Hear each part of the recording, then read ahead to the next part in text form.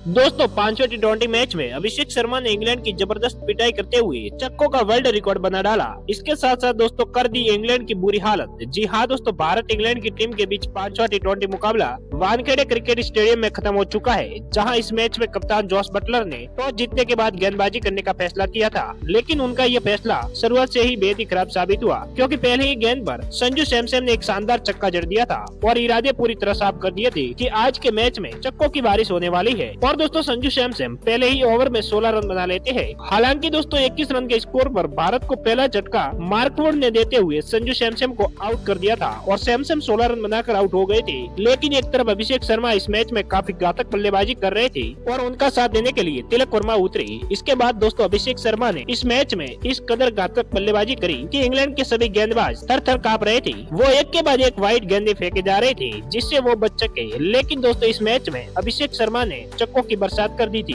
वो इस मैच में एक के बाद एक बड़े बड़े शॉट मार रहे थे और केवल 17 गेंदों का सामना करने के बाद उन्होंने अपना अर्धशतक भी पूरा कर डाला था। जहां अर्धशतक पूरा करने के बाद वो यही नहीं रुके, इसके बाद उन्होंने और भी घातक बल्लेबाजी करी और इसके बाद दूसरे विकेट के लिए उन्होंने तिलक वर्मा के साथ 115 रनों की पार्टनरशिप कर डाली थी। लेकिन 136 रन के स्कोर पर तिलक वर्मा 24 रन बनाकर ब्रेंडन कार्स की गेंद का शिकार हो जाते हैं। लेकिन दोस्तों तिलक वर्मा के आउट होते ही बल्लेबाजी करने सूर्या उतरे और दोस्तों दूसरी तरफ अभिषेक शर्मा अपने शतक की ओर काफी तेजी से आगे बढ़ रहे थे और इसके बाद उन्होंने केवल 37 गेंदों का सामना करने के बाद अपना शतक भी पूरा कर डाला था। और दोस्तों शतक पूरा करते ही वह पूरी तरह खुश दिख रहे थे और मैदान पर सभी दर्शक पूरी तरह खड़े होकर तालियां बजा रहे थे। इस मैच में अभिषेक शर्मा ने काफी बड़े बड़े छक्के मारे थे, उनके बल्ले से चौके से ज्यादा छक्के निकल रहे थे और दोस्तों छक्के काफी शानदार लग रहे थे। लेकिन इंग्लैंड की हालत पूरी तरह खराब होती जा रही थी। लेकिन इसी बीच भारत के विकेट भी एक के बाद एक विकेट गिरते गए, क्योंकि दोस्तों 145 रन के स्कोर पर सूर्या केवल 2 रन बनाकर ब्रेंडन कार्स की गेंद का शिकार बन गए थे।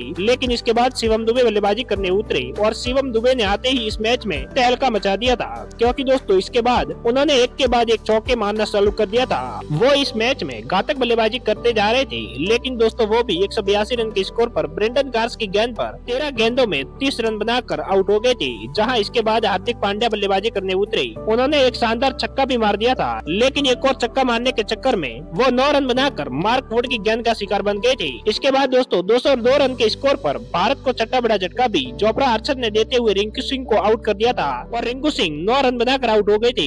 इसके बाद अक्षर पटेल अभिषेक शर्मा का साथ देने के लिए उतरे और दोस्तों अभिषेक शर्मा इसके बाद एक के बाद एक छक्के और चौके मारे जा रहे थे। मानो दोस्तों वो कसम खा के आए थे कि आज के मैच में केवल छक्के मारेंगे। और दोस्तों इंग्लैंड की पूरी हालत खराब दिखने लग गई थी, क्योंकि इसी बीच जब भारत का स्कोर 237 रन पर पहुंच चुका था, तभी अभिषेक शर्मा एक बड़ा शॉट खेलने के चक्कर में आदिल रशीद की गेंद का शिकार बन गए थे। लेकिन तब तक उन्होंने 54 गेंदों का सामना करने के बाद 7 चौके और 13 चौकों की बदौलत 135 रनों की शानदार पारी खेलकर आउट हुए थे। जहां दोस्तों भारत की टीम की तरफ से टी20 इतिहास में एक मैच में सबसे ज्यादा छक्के लगाने वाले खिलाड़ी अभिषेक शर्मा बन चुके हैं। और दोस्तों उन्होंने इस मैच में 13 छक्के लगाकर भारत की तरफ से एक मैच में सबसे ज्यादा छक्के मारने वाले खिलाड़ी भी बन चुके हैं। जहां इस मैच में भारत की टीम ने पावर प्ले में सबसे ज्यादा रन भी बनाए थे, 95 रन, जो कि अब तक का सबसे बड़ा टोटल है। हालांकि दोस्तों इसके बाद आखिरी ओवर में भारत के बैक टू बैक 2 विकेट गिरे, क्योंकि 247 रन के स्कोर पर पहले अक्षर पटेल 2 रन चुराने के चक्कर में 15 रन बनाकर रन आउट हो गए थे। तो आखिरी गेंद पर अभी विश्नोई बिना खाता खोले आउट हो गए थे। और दोस्तों इस तरह भारत की टीम 247 रन बना पाई थी 9 विकेट के नुकसान पर। जहां इंग्लैंड की तरफ से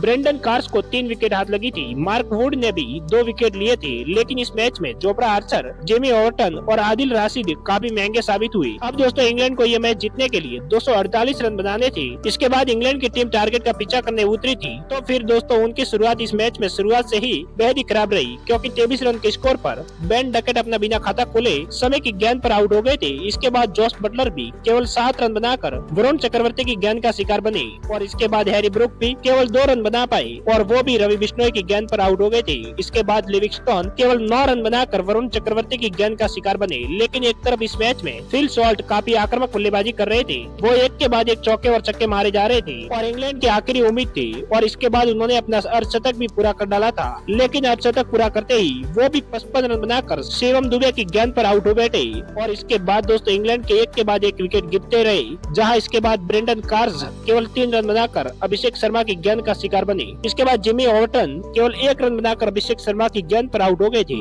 और दोस्तों इस मैच में भारत की टीम एक बड़ी जीत की तरफ आगे बढ़ती जा रही थी और इसके बाद इंग्लैंड की पूरी टीम 10वें ओवर में ही 97 रन बनाकर ऑल आउट हो गई थी और भारत की टीम ने ये मुकाबला 150 रनों के बड़े अंतर से जीत लिया। जहां भारत की तरफ से गेंदबाजी में मोहम्मद शमी को 3 विकेट हाथ लगी थी तो वरुण चक्रवर्ती, शिवम दुबे, अभिषेक शर्मा ने 2-2 विकेट लिए थे और रवि बिश्नोई को भी 1 विकेट हाथ लगी थी।